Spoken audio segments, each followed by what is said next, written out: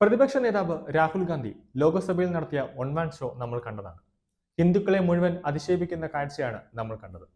സഭയിൽ ഭരണഘടനയുടെയും ചില ഹിന്ദു ദൈവങ്ങളുടെയും ചിത്രങ്ങൾ ഉയർത്തിക്കാട്ടിയാണ് രാഹുൽ പ്രസംഗിച്ചത്. നമ്മുടെയെല്ലാം മഹത് വ്യക്തികളുടെയും അഹിംസയെക്കുറിച്ചും ഭയം അവസാനിപ്പിക്കുന്നതിനെ കുറിച്ചുമാണ് പറഞ്ഞിട്ടുള്ളത്. എന്നാൽ ഹിന്ദു എന്ന് സ്വയം വിളിക്കുന്നവർ ആക്രമണത്തെയും വിദ്വേഷത്തെയും കുറിച്ചാണ് സംസാരിക്കുന്നത്. ശിവന്റെ ചിത്രം ഉൾപ്പെടെ ഉയർത്തി കാട്ടി വലിയ തോതിൽ ഹിന്ദുക്കൾക്ക് മുഴുവൻ ആക്രമണകാരികളാണ് എന്നാണ് രാഹുൽ ഗാന്ധി പറഞ്ഞത്. ഈ സംഭവത്തിൽ കോൺഗ്രസിൽ നിന്ന് ഒരു ഹിന്ദു നേതാക്കൾ പോലും ഈ പരാമർശത്തെ തടയാൻ വന്നില്ല എന്നത് എടുത്തു പറയേണ്ട കാര്യമാണ്. നിലവിൽ രാഹുൽ നടത്തിയ വിദ്വേഷ പ്രസംഗത്തിലെ വിവിധ ഭാഗങ്ങൾ സഭാരേഖകളിൽ നിന്ന് ഒഴിവാക്കിയിട്ടുണ്ട്. ഹിന്ദു പരാമർശവും അതിനെ പ്രതിനിധീകരിക്കുന്നുവെന്ന് അവകാശപ്പെടുന്ന BJP, RSS ഉൾപ്പെടെയുള്ളവരുടെ സമീപനങ്ങളെയും കുറിച്ചാണ് അദ്ദേഹത്തിന്റെ അഭിപ്രായങ്ങൾ ഉൾപ്പെടെയുള്ളവയാണ് നീക്കം ചെയ്തത്. ഹിന്ദുമതം ഭയവും വിദ്വേഷവും അസത്യവും പ്രചരിപ്പിക്കാനുള്ളതല്ല എന്ന് പറഞ്ഞ രാഹുൽ ഹിന്ദു മൂല്യങ്ങളെ BJP തെറ്റായി വ്യാഖ്യാനിക്കുന്നതായും വിമർശിക്കുന്നുണ്ട്. ഇതിനെതിരെ BJP വൻ പ്രതിഷേധമാണ് ഇപ്പോൾ ഉയർത്തിക്കൊണ്ടിരിക്കുന്നത്. രാഹുൽ ഗാന്ധി ഇന്നലെ നടത്തിയ ചില പരാമർശങ്ങളിൽ മാപ്പ് പറയണമെന്ന ആവശ്യവുമായി BJP രംഗത്തെത്തിയിട്ടുണ്ട്. ഹിന്ദു സമൂഹത്തെ മുഴുവൻ ആക്രമസക്തരാണെന്ന് രാഹുൽ വിളിച്ചതാണ് BJP ഉയർത്തിക്കാട്ടുന്നത്.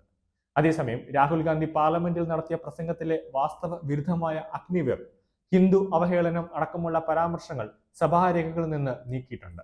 പ്രധാനമന്ത്രി നരേന്ദ്രമോദിയെക്കുറിച്ചും സംബന്ധമില്ലാത്ത തരത്തിൽ BJP, RSS എന്നിവയെക്കുറിച്ചുമുള്ള പരാമർശങ്ങളും നീക്കിയവയിൽ ഉൾപ്പെടുന്നുണ്ട്.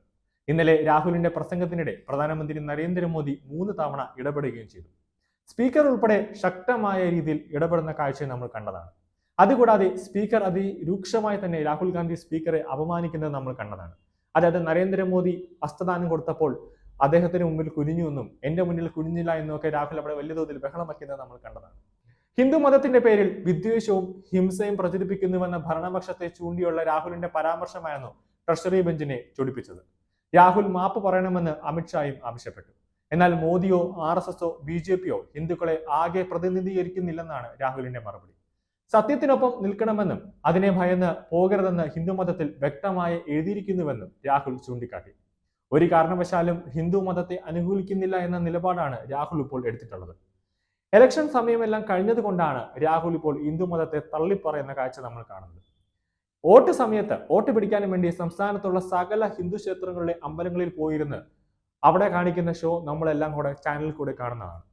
വർഷങ്ങൾക്ക് ശേഷം പ്രതിപക്ഷ നേതാവായാൽ ഉണ്ടാകുന്ന ഒരു പ്രശ്നമാണ് ഇപ്പോൾ രാഹുൽ ഗാന്ധിയിൽ നിന്ന് ഉണ്ടായതെന്നത് എടുത്തു പറയേണ്ടിയിരിക്കും. ഇനി അടുത്ത ഇലക്ഷനിലാണ് രാഹുൽ ഗാന്ധി നരേന്ദ്രമോദിയെ പോലെ ആകാൻ പോകുന്നത്. അതായത് മോദി ചെയ്യുന്നത് പോലെ ഓരോ അമ്പലത്തിൽ പോവും, അവിടെ ചെന്ന് തൊഴുന്ന രീതിയിലുള്ള രാഹുലിന്റെ അഭിനയങ്ങളാണ് ഇനി ഇപ്പോൾ കാണാൻ പോകുന്നത്. ഇനി അതിനുവേണ്ടി ഇനി അടുത്ത ലോക്സഭ ഇലക്ഷൻ വരെ കാത്തിരിക്കണം എന്നേ ഉള്ളൂ.